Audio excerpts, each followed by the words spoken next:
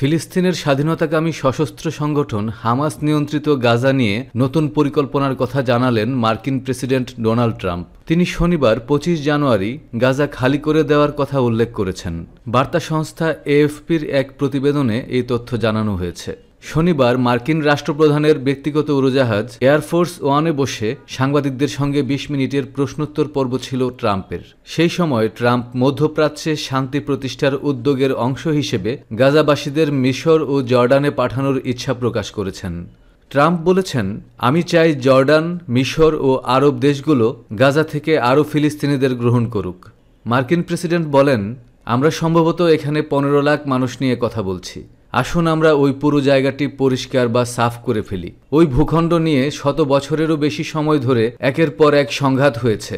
এই সমস্যার সমাধানে সেখানে কিছু একটা হওয়া উচিত। ট্রাম্প আরও বলেন, গাজাবাসীদের সরিয়ে নেওয়ার উদ্যোগ সাময়িক বা দীর্ঘমেয়াদী হতে পারে। জায়গাটা পুরোপুরি লণ্ডভণ্ড হয়েছে, সেখানে প্রায় সব কিছুই ধ্বংস হয়েছে এবং মানুষ প্রতিনিয়তই মারা যাচ্ছে বলে মন্তব্য করেছেন ট্রাম্প। গত 15 মাস ধরে গাজায় হামাস ও ইসরায়েলের মধ্যে যুদ্ধ চলছিল। এতে এখন পর্যন্ত গাজায় নিহতের সংখ্যা 46,000 ছাড়িয়েছে, আহত হয়েছে লক্ষাধিক এবং 24 লাখের বেশি ফিলিস্তিনি বাস্তুচ্যুত হয়েছে। তবে ট্রাম্প ক্ষমতায় আসার একদিন আগে গত রোববার থেকে যুদ্ধবিরতিতে পৌঁছেছে ইসরায়েল ও হামাস। তবে এই যুদ্ধবিরতি স্থায়ী না বলে ইতিমধ্যে জানিয়েছেন ইসরায়েলি প্রধানমন্ত্রী বেনিয়ামিন নেতানিয়াহু। ট্রাম্পও জানিয়েছেন, এই যুদ্ধবিরতিতে তার তেমন আস্থা নেই।